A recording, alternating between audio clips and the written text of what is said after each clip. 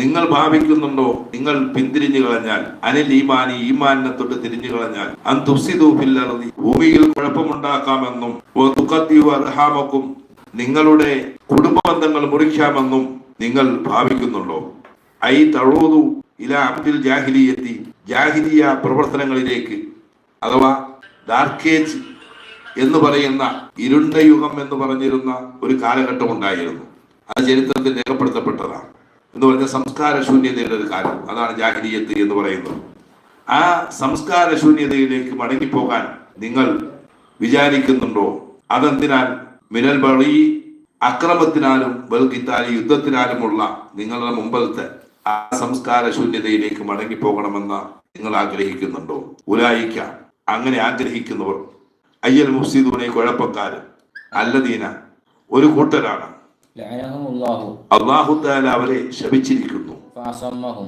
അങ്ങനെ ശപിച്ചപ്പോൾ അവരെ അല്ലാഹു തആല ചെവിപൊട്ടന്മാരാക്കി, അന്നിസ്തിമാഇൽ ഹഖി, സത്യം പിന്തുടരുന്നതിനെ തൊട്ട്. അവരുടെ കണ്ണുകളെ അല്ലാഹു കുരുടാക്കി, സന്മാർഗത്തിന്റെ റൂട്ടിനെ തൊട്ട് അതവർ കാണില്ല, സന്മാർഗം അവർ കേൾക്കുകയും ഇല്ല. അവര് ഖുർആൻ പറഞ്ഞ കാര്യങ്ങളെ ചിന്തിച്ച് മനസ്സിലാക്കുന്നില്ലേ?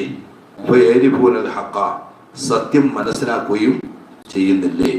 അവ ഖുർആൻ പറഞ്ഞത് നിങ്ങൾ കുഴപ്പമുണ്ടാക്കാൻ വേണ്ടി ഒരിക്കലും നിൽക്കരുത്, അത് കുഴപ്പങ്ങൾക്ക് എന്ത് ചെയ്യുന്നുണ്ട് ഇസ്ലാം അനുവദിച്ചിട്ടില്ല. നിങ്ങളിങ്ങനെ ഉദ്ദേശിക്കുന്നുണ്ടെങ്കിൽ ശാപം കിട്ടുമെന്ന് പറഞ്ഞു. അക്രമങ്ങളും മറ്റു അഴിച്ചുവിട്ടാൽ എന്താവുന്ന ഖുർആൻ?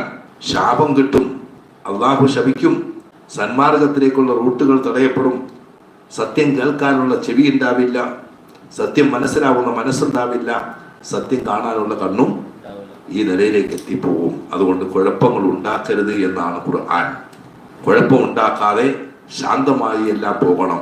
പിന്നെ നിലനിൽപ്പ് സ്വയരക്ഷയ്ക്ക് വേണ്ടി അത് ഏത് ഇസ്ലാമും ഏത് മതവും എല്ലാ മനുഷ്യരും അനുവദിക്കപ്പെട്ടതാണ്. ഇപ്പോൾ ഒരാൾ നമ്മളെ ആക്രമിക്കാൻ വന്നു, സ്വയരക്ഷയ്ക്ക് വേണ്ടി ഒരു പക്ഷേ അയാളെ കൊല്ലേണ്ടി വന്നു, തെളിവ് സഹിതം കോടതിയിൽ നമ്മൾ ബോധിപ്പിച്ചാൽ നമ്മൾ ശിക്ഷിക്കില്ല കോടതി. കാരണം എന്താ? ഇയാൾ പറയുന്നത് ശരിയായിരുന്നു, ഇയാളുടെ സ്വയരക്ഷയ്ക്ക് വേണ്ടിയാണ് ഇദ്ദേഹത്തെ കൊല്ലേണ്ടി വന്നത് എന്ന് വന്നാൽ ഇന്നത്തെ കോടതി സംവിധാനങ്ങൾ പോലും ലോകത്തെവിടെയും ആരെയും ആക്രമിക്കപ്പെടുകയില്ല, ജയിലിലടയ്ക്കപ്പെടില്ല, കേസിൽ നിന്ന് അയാളെ വിട്ടയക്കുകയുള്ളൂ. കാരണം എന്തുകൊണ്ട്? അയാൾ കൊന്നത് അല്ലെങ്കിൽ അയാളെ തീരുന്നുണ്ടോ, അവൻ്റെ കൈവെട്ടിയത് സ്വയരക്ഷയ്ക്ക് വേണ്ടിയാണെന്ന് തെളിയണം. അപ്പൊ സ്വയരക്ഷയ്ക്ക് വേണ്ടി പ്രതിരോധിക്കുക എന്നല്ലാതെ ഒരാളെയും കൊല്ലാനോ ഒരാളെയും ആക്രമിക്കാനോ ഇസ്ലാം പഠിപ്പിച്ചിട്ടില്ല.